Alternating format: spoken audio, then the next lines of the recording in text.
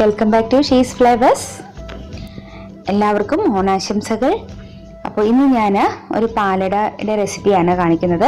വളരെ ഈസിയാണ്, അടയൊന്നും വേണ്ട, അടയൊന്നും ഇല്ലാതെയാണ് ഈ പാലട ഉണ്ടാക്കുന്നത്. ഇതിനായിട്ട് ഞാൻ ഉപയോഗിക്കുന്നത് മക്രോണിയാണ്. മക്രോണി നമുക്കൊന്ന് ക്രഷ് ചെയ്തിട്ടാണ് ഈ പാലട ഉണ്ടാക്കുന്നത്. ഇതിനായിട്ട് 1 കപ്പ് മക്രോണി എടുത്തിട്ടുണ്ട്, 1 കപ്പ് ഷുഗറും എടുത്തിട്ടുണ്ട്. ഷുഗറിൻ്റെ അളവ് വേണമെങ്കിൽ കൂട്ടാം, കുറച്ചുകൂടി ഷുഗർ വേണമെങ്കിൽ ചേർക്കാം. പിന്നെ 1 ലിറ്റർ പാല്. ഈ മക്രോണി ഒന്ന് ക്രഷ് ചെയ്തെടുക്കാം. മിക്സിയുടെ ജാറിലിട്ടിട്ട് ഇതൊന്ന് ക്രഷ് ചെയ്തിട്ടുണ്ട്. ഇങ്ങനെ ഒന്ന് പൊടിച്ചെടുക്കാം. ഈ ഒരു പാകത്തിൽ പൊടിച്ചെടുക്കാം. ഇനി നമുക്ക് പാലടുപ്പിൽ വെച്ചിട്ട് തിളപ്പിച്ചെടുക്കാം. അപ്പോൾ പാല് തിളപ്പിക്കാൻ ഉപയോഗിക്കുന്നത് കുക്കറാണ്. നമ്മൾ ഈ റെസിപ്പി ചെയ്യുമ്പോൾ കുക്കറിലാണ് ചെയ്യുന്നത്. അപ്പോൾ ഇതൊരു പിങ്ക് പാലടയാണ് ഉണ്ടാക്കുന്നത്.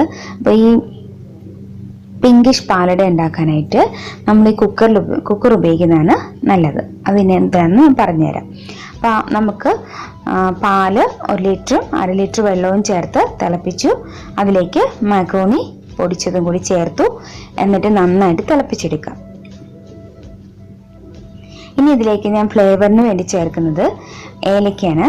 ഏലക്ക നന്നായിട്ട് പൊടിക്കുന്നൊന്നുമില്ല, മുഴുവനായിട്ടാണ് ഏലക്ക ചേർക്കുന്നത്. ഒരു 4-5 ഏലക്ക ചേർത്ത് കൊടുക്കാം. ഇതിനകത്ത് ശരിക്കും പാൽപ്പായസത്തിൽ ഫ്ലേവർ ചേർക്കുന്നില്ല, പാലിൻ്റെ ഒരു ഫ്ലേവറാണ് വേണ്ടത്. പക്ഷേ നമുക്ക് ഏലക്കയുടെ ടേസ്റ്റ് ഇഷ്ടമുള്ളവർക്ക് ഇങ്ങനെ ചേർത്ത് കൊടുക്കാം. ഇനി ഇത് നന്നായിട്ട് തിളച്ചിട്ടുണ്ട്. ഇനി ഇതിലേക്ക് ഷുഗർ ആഡ് ചെയ്ത് കൊടുക്കാം.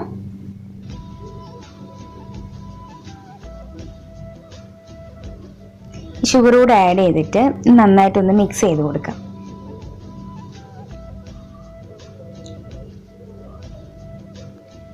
ഇനി എന്താ ചെയ്യേണ്ടത് വെച്ചാൽ, നമ്മൾ ഇനി കുക്കർ നന്നായിട്ട് അടച്ച് ഒരു സ്റ്റീം വന്നു കഴിയുമ്പോൾ നമ്മൾ ഈ തീ അങ്ങ് ഓഫ് ചെയ്തിടും. എന്നിട്ട് കുക്കർ ഓപ്പൺ ചെയ്യില്ല, കുക്കർ അങ്ങനെ തന്നെ അടച്ച് തന്നെ വെച്ചേക്കും.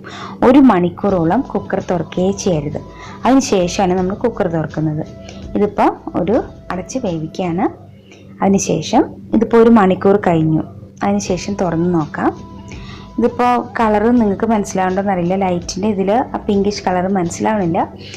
എങ്കിലും നല്ലൊരു ലൈറ്റ് ഒരു പിങ്ക് കളറാണ് ഈ പായസത്തിന്. നല്ല ടേസ്റ്റിയാണ്. ഇങ്ങനെ ഇങ്ങനെ ഉണ്ടാക്കിയെടുക്കുന്ന പായസത്തിന് വളരെ ടേസ്റ്റാണ്.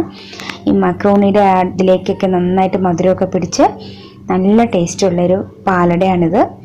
അപ്പോൾ അടയൊന്നും നമ്മുടെ കയ്യിൽ ഇല്ലെങ്കിലും മക്രോണി ഉണ്ടെങ്കിലും, ഈ മക്രോണിയൊക്കെ എല്ലാ സ്ഥലത്തും എപ്പോഴും വാങ്ങാൻ കിട്ടുന്ന ഒരു സാധനമാണ്.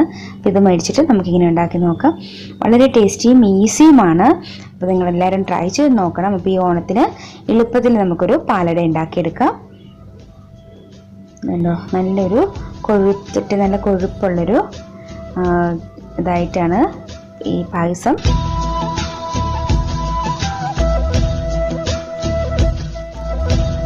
ഇത് അടയല്ലെന്ന് ആരും പറയത്തില്ല. ഇത് കഴിച്ചിട്ട് മക്രോണി ഒന്നും ആർക്കും മനസ്സിലായതുമില്ല. അത്ര ടേസ്റ്റിയാണ്. അപ്പോൾ ഈ പായസം എല്ലാവരും ഒന്ന് ട്രൈ ചെയ്ത് നോക്കുക.